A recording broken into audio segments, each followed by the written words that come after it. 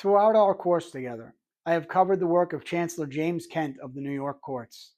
During Kent's time, law and scholarship based upon Christian principles was presumed. However, that is no longer the case.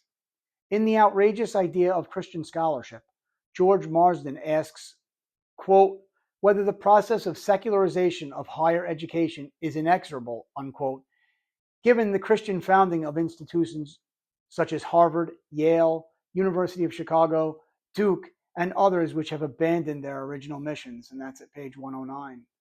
As an example, he asks whether the same will happen at Notre Dame, Baylor, Calvin College, or any other schools unwilling to renounce educational mainstream secularism.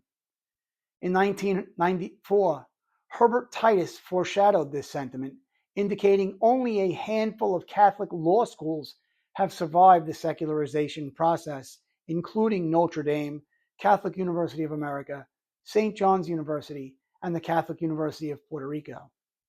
As recently as November 2025, during our time in this course together, the University of Notre Dame took that step towards secularism by dropping the terms acceptance and support for its Catholic mission from the list of staff values that it has held on to for the past 20 years.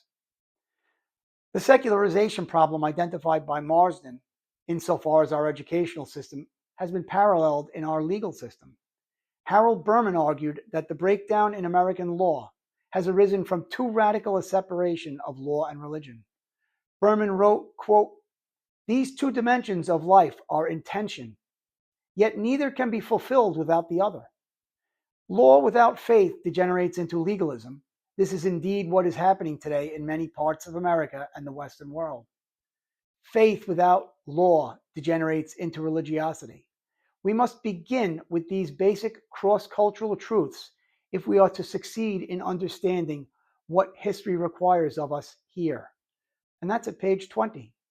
For Berman, the answer lies in an integrative jurisprudence that combines positivist or humanist law, natural law as derived from a creator, and historical jurisprudence as based upon historical developments. For Marsden, contemporary Christian scholarship cannot realize its potential through individual efforts, but must have a strong institutional base. In other words, there must be communities of Christian scholars who sustain such scholarship. Marsden gives examples of how to accomplish this through institutes, Catholic universities, and small private liberal arts colleges with strong traditional backgrounds that can grow research identities. In order to counter secular pressure, church-related institutions need to promote reflection on the implications of Christian perspectives and mobilize Christian scholars. Marsden notes that Christian commitment must be evident in both teaching and in published scholarship, which must be based upon respect for others' views and humility. He highlights the fact that, quote, church-related liberal arts colleges are finding that, having preserved some of their traditional ways, they are now offering more of what people are looking for in higher education and hence are ahead of the game. And that's at page 110. Ironically, Professor Marsden is a professor of history at the University of Notre Dame. Perhaps his arguments regarding community, scholarship, and Christian activism have echoed across the nation, or at least in Marsden's community, as the University of Notre Dame reinstated its Catholic values to its mission statement after national backlash in December 2025. Perhaps community activism can, in fact, have impact.